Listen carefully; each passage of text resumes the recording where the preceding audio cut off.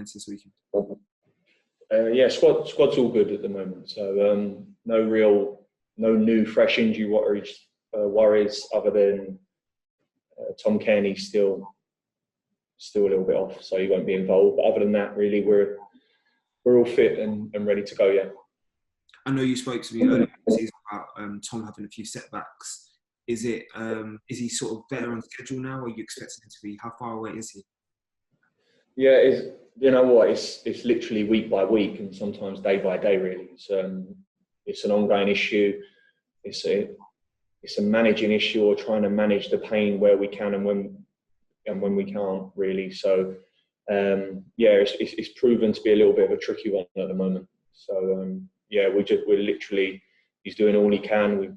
We've gone and seen some people as well and referred and got some specialist reports as well. So there's a new way we're going to go in the next couple of weeks or 10 days, and hopefully that this will help and certainly get him on the right track.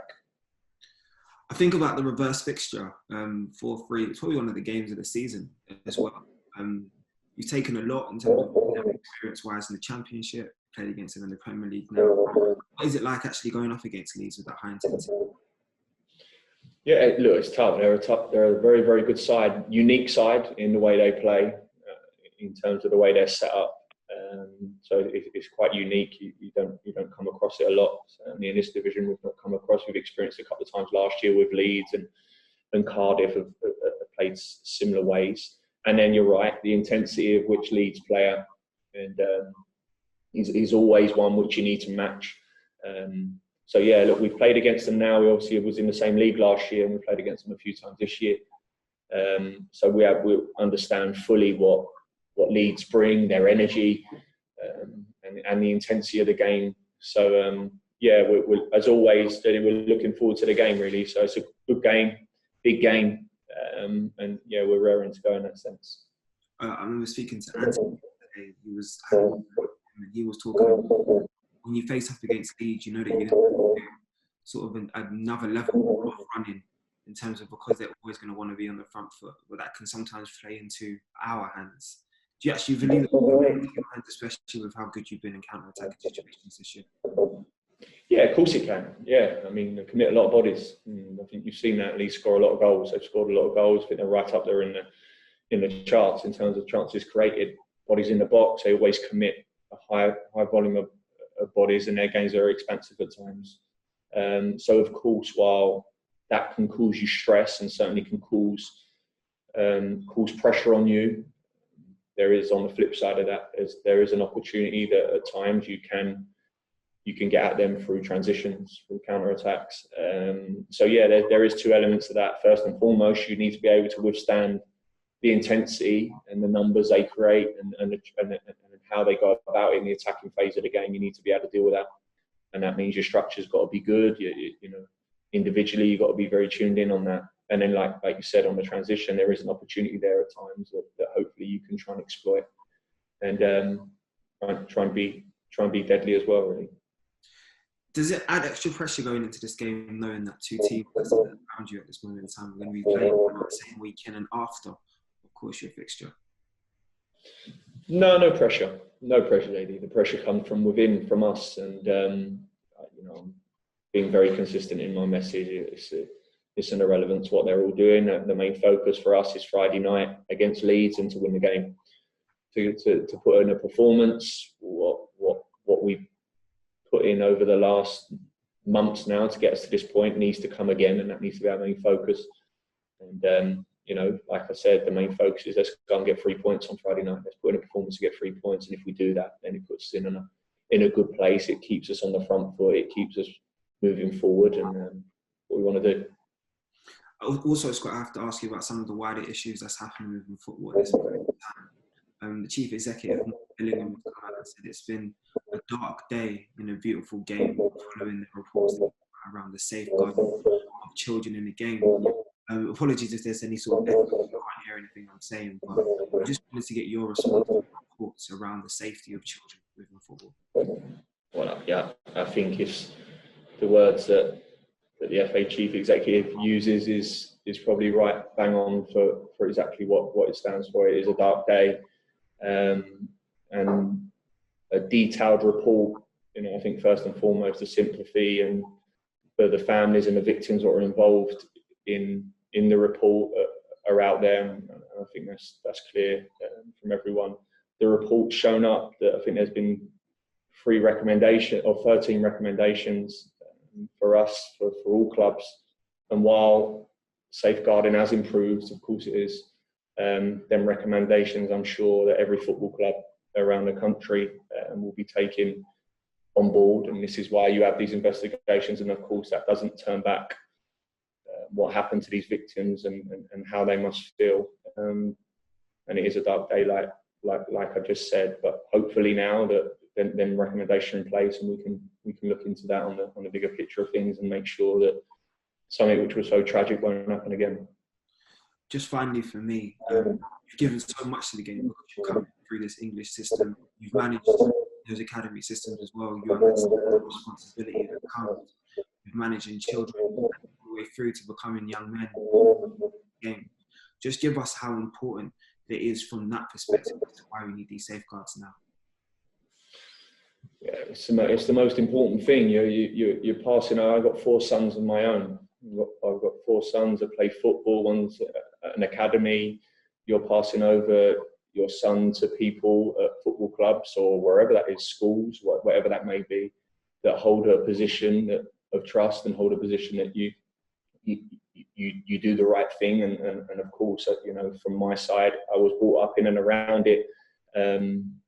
And of course, some experiences, what I hear, was never there for me. But people in these positions and people at every football club need to understand their responsibilities. Of course they do, and the well-being. You've got young boys that you're trying to mould, of course, in certain ways, and you have high responsibility in that. And yeah, I think that's what we all need to understand, and 90% do. Thank you so much, Scott, and apologies for the slurring, mate. Cheers. Cheers, then. Thanks, JD. If we can move over to Premier League. Hi, Emma. Hi, Camillo. Hi, Scott. Just going back firstly to the game against Leeds earlier in the season, it was a bit chaotic, I think, wasn't it, to say the least. How different do you think your side is now when you reflect? How much more stable are you going into this one? Yeah, look, we're a different team, certainly a different animal this time. I think you can see that personnel, the way the team's grown as well, and the way we've developed over that period. Of course, it's a different side to what we last played against Leeds, really. So, can we take things from that game and other games we played? Of course, we can. But certainly, us as a team have definitely have moved on from where we were when we last played. You touched on it a little bit already, but as far as the scheduling goes this weekend, it's a great opportunity, isn't it? I mean, you won't be thinking about Saturday night's fixtures, but it's a brilliant chance psychologically just to give yourselves a boost in this run-in. Yeah, and the biggest boost, will be 3 points. That will be the biggest boost. And of course, I understand that we play before, the other 2 teams who are in and around us play each other. But the biggest boost we'll have will be that we need to perform on Friday. You can't take your eye off that one minute, and we won't do that. So like I've said, the main focus is us perform, put in a performance, win the game, or at least attempt to win that game and try and get 3 points. And then we move on to the next. And whatever's to be Saturday, next week, the week after, is really irrelevant. What is irrelevant is us making sure that we do our job and we get a result. Just finally from me, after the City game, you said yourself that a couple of the mistakes that led to goals were sloppy.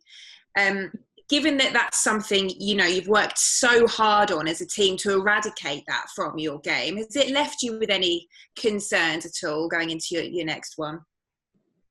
No, not concerns. Look, I think it was very unlike us. They were silly errors that can happen in football. Human, you have them days, and certainly that seemed to come against Man City.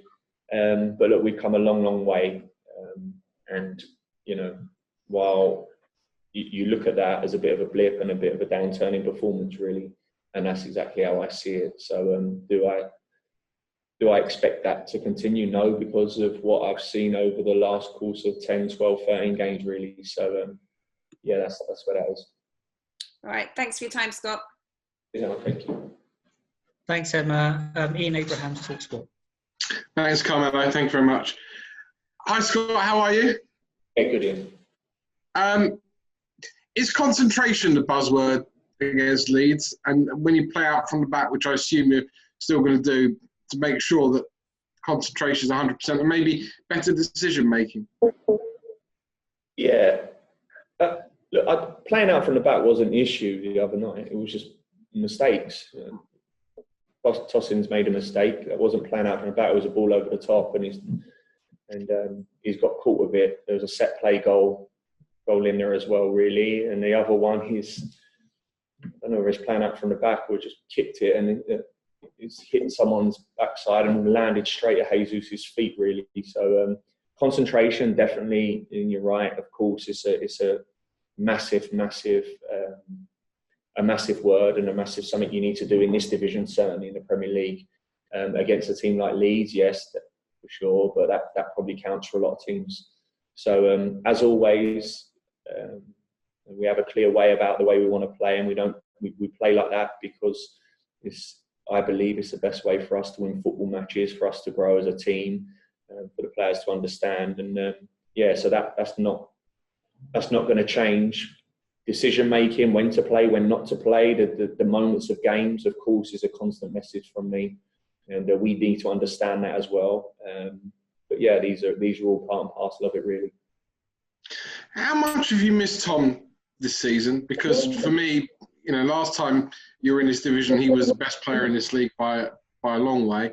And how much have you missed Kevin McDonald and everything that's gone along with Kevin, and how is he? I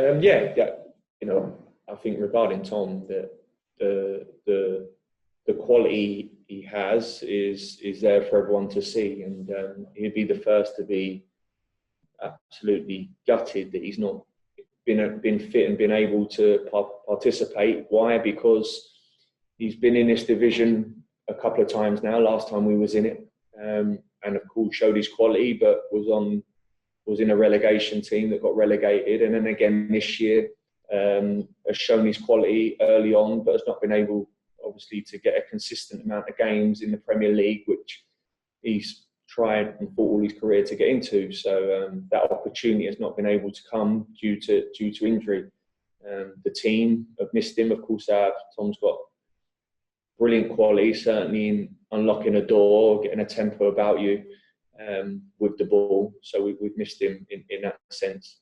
And of course Kev and his experience, what that's brought. Limited game time last year for Kev, and at his stage and probably where he was in his career, had to bring something very different to the team and the squad, and he did that.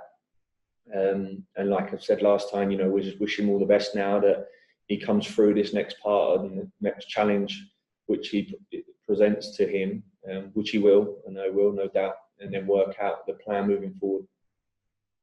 Patrick Bamford expect to be called up into the England squad for the first time. First of all, you know what that's like, so you can maybe explain it. And secondly, is he one of the most lethal strikers that you have faced and will face in this division? Well, he's right up there, yeah, definitely. Faced him last year. Amount of chances that Leeds create, like I said, he's always in that position. A tireless work rate.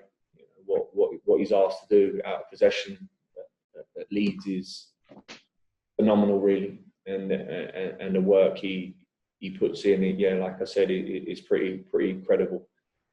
Added to that is his goal record and him scoring goals, which has been very, very good this year in the Premier League, really. So step up for him. I know he scored goals in around the Championship for some times with different clubs, but certainly now he's showing his quality in the big league and managing to put them away, really. So big challenge for us. We played against him a few times. Big challenge for the defenders as well to try and keep him quiet. Two more that are just a little bit off topic. First of all, we saw last week Mikel Arteta dropped his captain because he was late, apparently allegedly late for a team meeting. in terms of discipline, are you a real disciplinarian with your players? And what's the weirdest excuse you've been presented with when a player's been late for a meeting? I think it goes as far as where you see the line, really. Everyone's line's different, isn't it? Modern day football player, modern day, not even football player, modern day life and society is that you probably need to give a little bit, of course. But where someone's line is, where someone you feel is now taking an absolute liberty, is where, and that varies from one coach to other. I've had coaches that have draw that line over 1 minute being late to a meeting, or draw that line more and are a bit more lenient, and then that comes. So I think every manager sitting in a position, you have 30 men to control, and how you manage them at certain moments, all very different in their personalities, in their egos, in how they want to be addressed is very key. What is also key is that ultimately you're bringing up a team and you're trying to develop a team as well. So and there's always eyes on you from others. So, you know, while we all probably sit in this position and make mistakes along the way in certain moments and should have been more stricter and should have been less at certain times, they're decisions that we're constantly making. Like I said, some you get right, some you get wrong. Have you had a really weird excuse presented to you that you just didn't believe what you've heard? Yeah, I've had a few of them. I'll keep them to myself, so I've had a few of them. Oh, what a shame. Finally, I noticed last couple of times I've been at Craven Cottage, this is a real sort of geeky thing, if you want, that Fulham are one of the few clubs in the Premier League that are still doing football programmes, which I think are the traditional heart of going to a game. I wondered if you agreed with me about how important it is when we come back that, you know, everything seems to have gone digital during this pandemic. Me speaking to you now. 1,000,000%. 1,000,000%. I'm fully on your page there. There's certain things that are just, you should never ever. However quick the world's moving, however fast it's moving, gadget, no gadget, whatever it is, there's certain things that should always last the test of time, should always be there in a football program. For me, I'm exactly the same as you. It should be one of them things, really. So so hopefully that will be the case. I'll read your notes with interest tomorrow. Good luck. Good luck. Thanks, Ian. We now move to the written section.